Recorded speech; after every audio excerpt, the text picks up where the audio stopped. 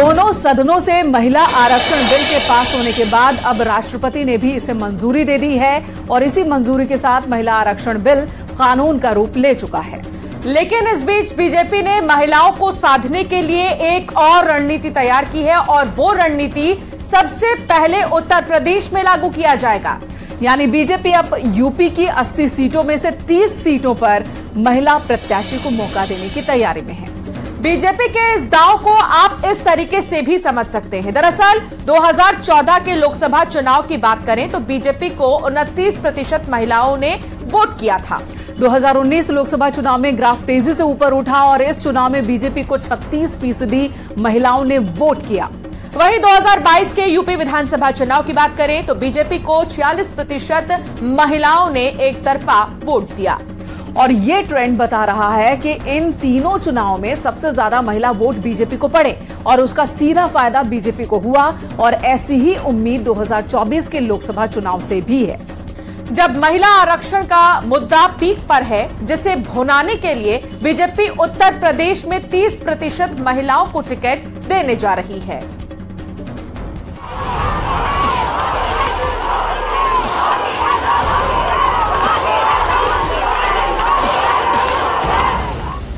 आधी आबादी को पूरा सियासी लाभ देने के लिए जो बीजेपी ने रणनीति तैयार की है, उससे उत्तर प्रदेश में विपक्षी गठबंधन को बड़ा झटका लगने वाला है। क्योंकि पहले दोनों सदनों में महिला आरक्षण बिल को पास करवाना, फिर राष्ट्रपति की मंजूरी मिलना और फिर उत्तर प्रदेश की 80 सीटों पर करीब 30% महिलाओं को टिकट देने की संभावना बीजेपी का नया सियासी फसाना है, जिससे अब तमाम पार्टियों की नजर बीजेपी की प्लानिंग पर जा टिकी है। दरअसल बीजेपी अपनी कथनी और करनी में भेद न करने का उदाहरण पेश करते हुए इस बार यूपी में 20 से 30% सीटों पर महिलाओं को प्रत्याशी बनाने की तैयारी है। महिला प्रत्याशी को मैदान में उतारकर बीजेपी खास वोट बैंक पर पकड़ बनाना चाहती है, क्योंकि महिलाएं सिर्फ वोट ही बनकर नहीं रहेंगी, बल्कि आधी आबादी के लिए नीति बनाने में अहम भूमिका निभाएंगी, जिसका जिक्र पीएम मोदी भी कर चुके हैं। जब नीयत पवित्र होती है, प्रयासों में पारदर्शिता होती है, तो परेशानियों को पार करके भी परिणाम लाती है। ये भी अपने आप में एक रिकॉर्ड है कि इस कानून को सदन में इतना व्यापक समर्थन मिला। यूपी में करीब 16 करोड़ मतदाता है, जिनमें करीब 7.5 करोड़ महिला मतदाता है। 2019 में एनडीए ने 80 में 11 सीटों पर महिलाओं को प्रत्याशी बनाया था। एनडीए के 11 में से 9 महिला प्रत्याशी सांसद बनी, यानी महिला प्रत्याशी ने उन सीटों पर भी कमल खिलाया जहां कभी गांधी परिवार का दबदबा था, और जीत का इनाम भी महिला सांसदों को मिला। और स्मृति ईरानी, साध्वी निरंजन ज्योति और अनुप्रिया पटेल को मोदी सरकार में मंत्री बनाया गया। मिशन 2024 फतेह के लिए भारतीय जनता पार्टी आधी आबादी यानी कि महिलाओं को साधने की कवायद में अभी से जुट गई है, जिसके तहत उत्तर प्रदेश में 2024 के लोकसभा चुनाव में नारी शक्ति वंदन अधिनियम का भी एक बड़ा असर देखने को मिल सकता है। दरअसल बीजेपी उत्तर प्रदेश की 80 में से 20 से 30% सीटों पर महिलाओं को उम्मीदवार बनाने की तैयारी कर रही है, जिससे एक और जहां कुछ मौजूदा पुरुष सांसदों के टिकट कट सकते हैं, तो वहीं भारतीय जनता पार्टी 2019 में 11 टिकट देने के बजाय अब उनकी संख्या 20 के ऊपर कर सकती है। नारी शक्ति की बात करने वाले प्रधानमंत्री मोदी की जीत तभी हो गई जब दोनों सदनों में महिला आरक्षण बिल को पास करवाया गया और राष्ट्रपति ने इसे मंजूरी दे दी, जो देश की राजनीति का भूगोल भी बदलने वाला है। महिला आरक्षण बिल कैसे 2024 के चुनाव के लिए निर्णायक साबित हो सकता है, इसके लिए महिला वोटों का ट्रेंड समझने की जरूरत है। अगर आंकड़ों पर नजर डालें तो CSDS लोकनीति के मुताबिक 2014 में लोकसभा चुनाव में बीजेपी को 29% महिला वोट पड़े। 2019 के लोकसभा चुनाव में बीजेपी को 36% महिला वोट पड़े। 2022 की यूपी विधानसभा चुनाव में बीजेपी को 46% महिला वोट मिले। ये ट्रेंड बता रहा है कि इन तीनों चुनाव में सबसे ज्यादा महिला वोट बीजेपी को पड़े और उसका सीधा फायदा बीजेपी को हुआ। असल में बीजेपी ने जो चुनावी इंजीनियरिंग की, उसमें महिला वोटों का एक बड़ा ब्लॉक तैयार कर लिया। सरकार ने अपनी योजनाओं में भी महिलाओं को तवज्जो दी और इसका परिणाम है कि लोकसभा से लेकर विधानसभा चुनाव तक महिलाएं बीजेपी के लिए निर्णायक भूमिका में रही और एक बार फिर महिलाओं के लिए मोदी योगी का मास्टर स्ट्रोक 2024 की चुनावी पिच पर हिट होने वाला है। न्यूज़ 18 के लिए राजीव सिंह की रिपोर्ट।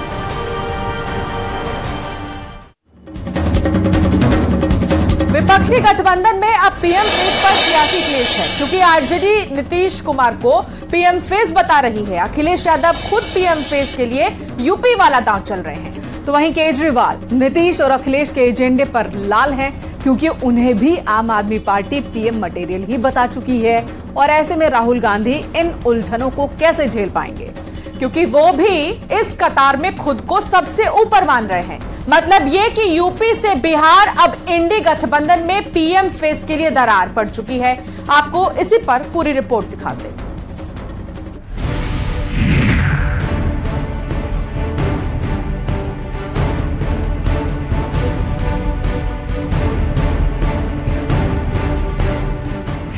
इंडिया गठबंधन की बड़ी रणनीतिक एक्सरसाइज उस दिशा में हो रही है जिससे बीजेपी को चुनौती दी जा सके, क्योंकि वक्त कम है, उम्मीदें ज्यादा और तैयारी करनी है पुरजोर। दरअसल विपक्षी दल अगले साल होने वाले लोकसभा चुनाव से पहले संयुक्त रणनीति तैयार करने पर चर्चा कर रही है, लेकिन इस रणनीति में पेच पीएम फेस का फंस चुका है। आरजेडी नीतीश कुमार को पीएम मटेरियल बता रही है।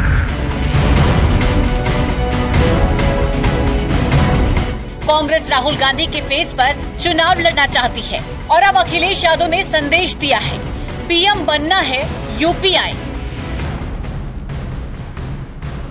अखिलेश यादव ने कहा, हमसे लोग कहते हैं कि पीएम की रेस में आ जाओ, लेकिन जिसको भी पीएम बनना है वो यूपी आए, क्योंकि अगर गुजरात से ही प्रधानमंत्री बन रहा होता तो पीएम मोदी जी को यूपी आने की जरूरत नहीं पड़ती। यूपी को जीते बिना दिल्ली की सरकार नहीं बनेगी।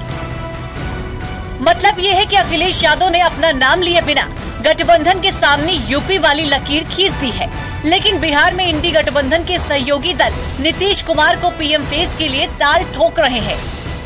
में बुराई क्या है?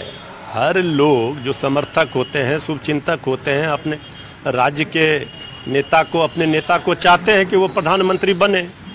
अगर कोई दुआ कर रहा है इसमें कोई खराबी नहीं है, लेकिन ये तो जो इंडिया गठबंधन है वहाँ तय होगा। और हम लोग भी एक बिहारी होने के नाते चाहते हैं कि आदरणीय नीतीश कुमार जी प्रधानमंत्री बने। देखिए, मुख्यमंत्री को प्रधानमंत्री का सपना दिखा दिखा कर भ्रष्टाचारियों और अपराधियों की जो गिरोह है, जमात है, वो बिहार की जनता की गाढ़ी कमाई का लूट का एक बड़ा खेल खेल रहा है। और मुख्यमंत्री इससे अनजान और अनभिज्ञ है ऐसा नहीं है। वो सब जानते हुए भी वो अपने स्वार्थ और महत्वाकांक्षा में इतने पागल और दीवाने हो चुके हैं कि बिहार की बर्बादी के बड़े नायक बन रहे हैं। ये लड़ाई उस कुर्सी के लिए है जिस पर 2014 से नरेंद्र मोदी विराजमान है।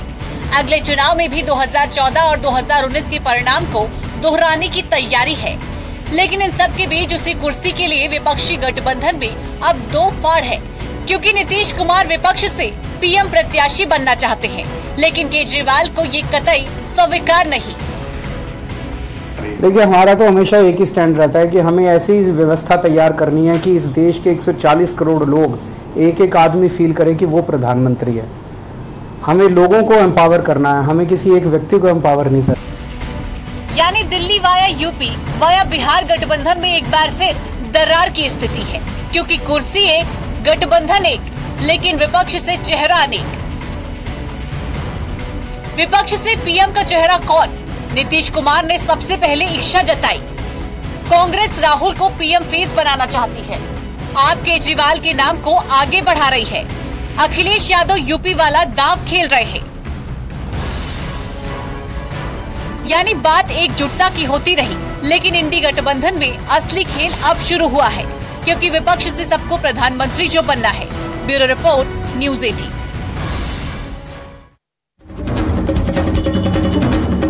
समाजवादी पार्टी के सांसद अब हिंदुस्तान में शरिया कानून चाहते हैं और इसके लिए उन्होंने तर्क सऊदी अरब वाला दिया है। दरअसल एसटी हसन ने शरीयत कानून की वकालत की है। उन्होंने इस्लामी कानून के मुताबिक सजा देने की मांग की है। साथ ही कड़ी सजा के लिए सऊदी अरब के कानून का हवाला दिया और इतना ही नहीं, एसटी हसन ने सिर कलम करने को भी सही ठहराया और कहा है देश में जो कानून है उसका मिसयूज हो रहा है, इसीलिए इंसानियत के लिए शरिया कानून लागू होना चाहिए। पहले आपको एसटी हसन का वो बयान सुनाते हैं। अरेबिया के अंदर रेप क्यों नहीं होते? सऊदी अरेबिया के अंदर मर्डर क्यों नहीं होते? चोरियां क्यों नहीं होती? एक इंसानियत के लिए अगर उन कानूनों को लागू कर दिया जाए कि शरीयत के कानून लागू हो जाए तो रेप नहीं होगा। बहुत सख्त सजाएं हैं उसके लिए, बहुत जल्द फैसले होते हैं। वहाँ के कानून ऐसे कि आदमी कन्फेस खुद कर लेता है कि हाँ मुझसे गलती हो गई। आम चौराहे पे लाकर जो नमाज के बाद जुमे की उसका जुर्म पढ़ा जाता है और उसकी गर्दन काट दी जाती है सबके सामने, क्योंकि यहाँ तो लॉजिक तो हो ही नहीं रही है। यहाँ तो अगेंस्ट मुस्लिम सियासत हो रही है भाई, पूरे देश के अंदर अगेंस्ट इस्लाम सियासत हो रही है। यहां अब यह भी समझना जरूरी है कि जिस कानून की बात समाजवादी पार्टी के सांसद कर रहे हैं उस शरीयत कानून में क्या है। तो आपको बता दें, शरिया कानून में महिला शिक्षा पर लगभग रोक है। गंभीर अपराधों में शरिया कानून के तहत मौत की सजा है। पिछले 5 साल में 300 से ज्यादा मौत की सजा हो चुकी है।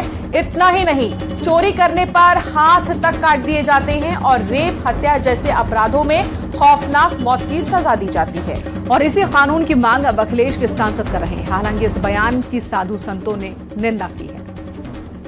हमारे यहाँ जो कानून है सदियों से चला रहा कानून है और उस कानून के विपरीत कोई भी दूसरा कानून यहाँ भारत में नहीं लग सकता है। जो वो कानून बनाना चाहते हैं कि इस्लामिक कानून बने, वो कतई नहीं, किसी कीमत पर नहीं हो पाएगा।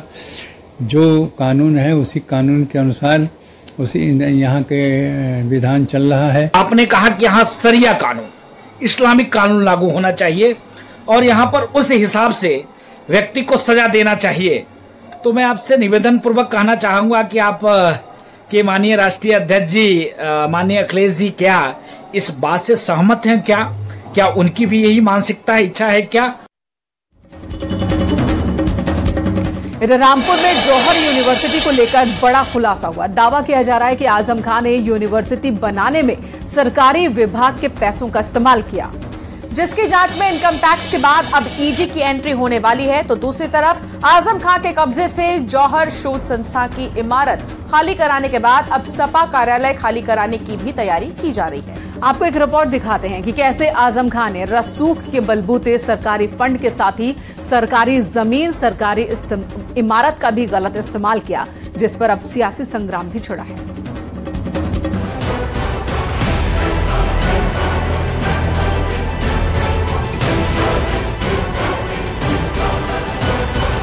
समाजवादी पार्टी के कद्दावर नेता आजम खान की चौतरफा मुसीबतें बढ़ गई हैं। ताबड़तोड़ एक्शन के बाद अब आजम खान जौहर यूनिवर्सिटी के नए विवाद में घिर चुके हैं। पहले से ही जौहर यूनिवर्सिटी पर सरकार के आदेश से अधिक जमीन अधिग्रहण का मामला चल रहा है। इसके निर्माण में नियमों की अनदेखी के बाद आयकर विभाग की नजर गई और छापेमारी के बाद आयकर विभाग के हाथ ऐसे कागजात लगे हैं जिसमें सरकारी विभागों के पैसे को निजी विश्वविद्यालय के निर्माण में खर्च किए जाने की बात सामने आई है। दावा किया जा रहा है कि जौहर के निर्माण में सरकारी पैसा खर्च हुआ। 6 विभागों ने जारी किए 106 करोड़ रुपए, पीडब्ल्यूडी ने 17.16 करोड़ रुपए जारी किए, जल निगम ने 53.56 करोड़ जारी किए। आईटी की रेड में मिले कागजात से खुलासा, निजी यूनिवर्सिटी के निर्माण में सरकारी पैसे के खर्च का कोई प्रावधान नहीं है। माना जा रहा है कि आजम खान ने पिछली सरकार में अपने रसूख का इस्तेमाल करते हुए इस राशि को यूनिवर्सिटी निर्माण फंड में ट्रांसफर कराया। पूर्व कैबिनेट मंत्री आजम खान और उनके जौहर ट्रस्ट से जुड़े हुए पदाधिकारियों की मुश्किलें बढ़ने वाली हैं। बीते दिनों इनकम टैक्स ने आजम खान समेत जौहर ट्रस्ट से जुड़े हुए तमाम पदाधिकारियों के ठिकानों पर रेड की थी। इनकम टैक्स के सूत्र बता रहे हैं कि इस छापेमारी में तमाम ऐसे कागजात मिले हैं जिससे साबित हो रहा है कि जौहर यूनिवर्सिटी के तमाम निर्माण कार्यों में उत्तर प्रदेश के सरकारी विभागों का बजट खर्च हुआ है।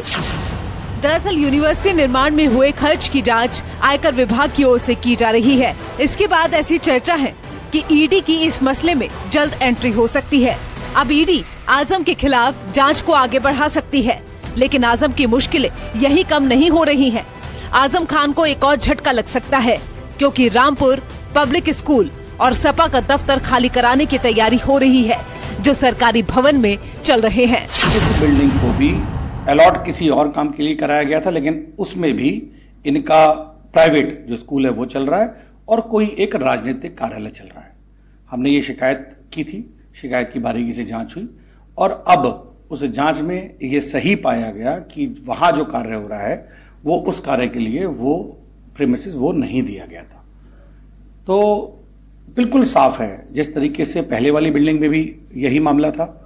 आजम ने हमेशा सरकारी संपत्ति का गलत तरीके से उपयोग किया है। आजम ने हमेशा सरकारी पैसे का इस्तेमाल करके अपनी जो जौहर ट्रस्ट है उसको बढ़ाने का काम किया है और आज हर चीज पूरी तरीके से साफ। सत्ता के रसूख में आजम खान ने जनता की गाढ़ी कमाई को अपनी काली कमाई के रूप में बदलने का काम किया था। जनता के धन को लूट करके जिस प्रकार से एक बड़ा साम्राज्य खड़ा करने का काम किया था, इनकम टैक्स के रेट में बहुत सारे ऐसे तथ्य साक्ष्य निकल करके सामने आए हैं, जिसके बाद से कई आर्थिक अपराध की जांच करने वाली एजेंसियों के लिए ये रास्ते खुल गए कि आजम खान के इस काले साम्राज्य का पर्दाफाश हो। ये निश्चित तौर पर स्वागत योग्य है कि अब ईडी प्रवर्तन निदेशालय भी इसकी जांच करेगा और जो काले चिट्ठे आजम खान के अब तक छुपे हुए थे वो सामने निकल कर आए। दरअसल जहां रामपुर पब्लिक स्कूल और सपा दफ्तर है, वहां कभी जिला विद्यालय निरीक्षक और बीएसए का ऑफिस हुआ करता था। जब दोनों ऑफिस दूसरी जगह शिफ्ट हुए तो पुरानी बिल्डिंग खाली हो गई। बिल्डिंग जौहर ट्रस्ट को 30 साल के लिए लीज पर दी गई है। लीज के समय शर्त रखी गई थी कि इसे जौहर यूनिवर्सिटी के लिए इस्तेमाल किया जाएगा, लेकिन वहां रामपुर पब्लिक स्कूल और सपा दफ्तर खोल लिया गया। अब शर्तों का उल्लंघन होने पर भवन खाली करा लिया जाएगा, यानी कि एक तरफा इनकम टैक्स और ईडी का शिकंजा, तो दूसरी तरफ रामपुर पब्लिक स्कूल और सपा दफ्तर पर गाज। आजम के लिए डबल झटका है, जिसने एक बार फिर आजम खान की मुसीबतों को बढ़ा दिया है। Bureau report, news 18। मिशन 2024 में बीजेपी पश्चिमी यूपी को बड़ी चुनौती मानकर चल रही है। 2019 की गलतियों से सीख लेते हुए पार्टी इस बार वेस्ट यूपी पर खास फोकस बनाए हुए है। लोकसभा चुनाव की तैयारियों की शुरुआत में ही पार्टी की जाट, गुर्जर बाहुल्य जिलों में पैनी नजर बनी हुई है। संगठन से लेकर कार्यकर्ता तक तैयार किए जा रहे हैं। इसी कड़ी में पार्टी पश्चिम क्षेत्र के 14 जिलों में नगर निगम, नगर पंचायत और निकायों तक कार्यकर्ताओं को ट्रेंड कर रही है। आपको दिखाते हैं इसी पर एक रिपोर्ट।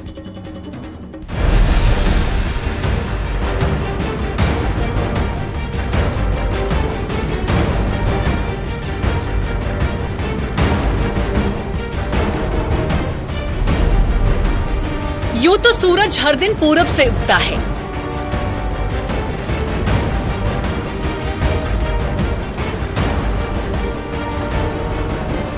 लेकिन बीजेपी ने विजय का सूर्योदय पश्चिम से कराने की ठान ली है। ये तस्वीरें उसी का सबूत हैं। 4 नगर निगम के मेयर, 182 पार्षद और हजारों पदाधिकारी। ये लिस्ट उन लोगों की है जिन्हें बीजेपी ने पश्चिम किले की जिम्मेदारी सौंपी है, प्रत्यक्ष या परोक्ष, लेकिन ये सारी रणनीति 2024 की किलेबंदी को लेकर है, जिसमें बीजेपी का सीधा सामना अखिलेश जयंत की जोड़ी से होगा। हमारी सरकार चाहे केंद्र में चाहे प्रदेश में माननीय प्रधानमंत्री मोदी जी के मार्गदर्शन में गरीब कल्याण के लिए समर्पित है। ओबीसी, एससी, एसटी के बीच में हमारी ताकत लगातार बढ़ रही है। सामान्य वर्ग तो भाजपा के साथ है ही, लेकिन अगड़ा, पिछड़ा और अनुसूचित की अगर त्रिवेणी कहिए तो वह भारतीय जनता पार्टी है। देश में 52 करोड़ से अधिक बैंक में खाते खोलने का काम प्रधानमंत्री जनधन योजना के अंतर्गत माननीय नरेंद्र मोदी जी की प्रेरणा से संपन्न हुआ। 2019 के लोकसभा चुनाव में बीजेपी ने 66 सीटें यूपी से जीती थी और सिर्फ 14 सीटों पर हार मिली थी। अब इन्हीं हारी हुई सीटों पर जीत की रणनीति पर काम करने के लिए बीजेपी का ये जमावड़ा मेरठ शहर में हुआ, जिसमें दूसरे दिन डिप्टी सीएम केशव प्रसाद मौर्य पहुंचे तो पहले दिन प्रदेश अध्यक्ष भूपेंद्र चौधरी मौजूद रहे। 14 सीटें ऐसी हैं जो जहां हमारे माननीय सांसद नहीं है। हम लोगों ने संगठनात्मक दृष्टि से अपने संगठन के काम, संगठन का दुरुस्तीकरण और अपना रिपोर्ट कार्ड लेकर लगातार हम लोग संगठन के कार्यकर्ताओं के माध्यम से उन 14 लोकसभा क्षेत्रों में जा रहे हैं और मुझे विश्वास है कि भारतीय जनता पार्टी जो हारी सीटें जीती थी 14 वो भी जीतेगी और जो 66 हमने पिछली बार जीती थी वो भी जीतेंगे। तो मोदी जी के नेतृत्व में भाजपा उत्तर प्रदेश की 100% सीटें जीतेगी। पश्चिमी यूपी में कुल 27 सीटें आती हैं। इनमें से 19 पर बीजेपी की जीत हुई थी, जबकि 4 सीटें एसपी बीएसपी के खाते में गिरी थी। बीजेपी की रणनीति 2024 में इन हारी हुई 8 सीटों को भी अपनी झोली में डालने का है, ताकि इंडी गठबंधन को पूरब से पश्चिम तक खदेड़ा जा सके। बीजेपी ने प्रशिक्षण शिविर के जरिए अपने कार्यकर्ताओं, नेताओं, पदाधिकारियों को विजय युद्ध में उतार दिया है, जबकि दूसरी तरफ जयंत और अखिलेश के खिलाड़ी भी मैदान में ताल ठोकने की तैयारी कर रहे हैं। अब देखना ये होगा कि पश्चिम में किसकी विजय का सूर्योदय होता है। Bureau report, news 18।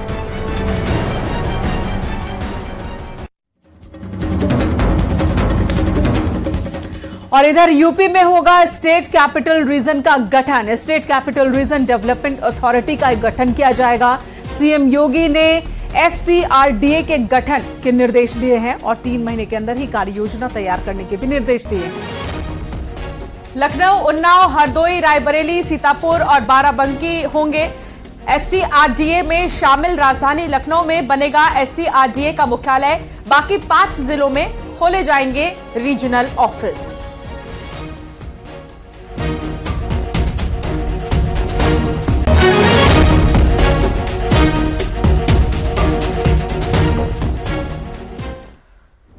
रुक करेंगे एक और बड़ी खबर की ओर। सीएम योगी ने आयुष विभाग की समीक्षा की है। यूपी में आयुष बोर्ड का गठन होगा। मुख्यमंत्री ने कहा, हेल्थ टूरिज्म का नया केंद्र बन रहा है उत्तर प्रदेश। आयुष बोर्ड का प्रमुख महानिदेशक होगा और इसके साथ ही आयुर्वेद, यूनानी, होम्योपैथी, योग, नेचुरोपैथी और सिद्धा पद्धतियों के लिए अलग अलग निदेशक होंगे।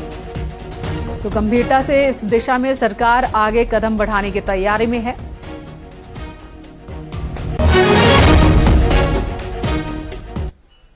यहां रुकेंगे एक छोटे से ब्रेक के लिए। खबरों का सिलसिला लगातार जारी रहेगा।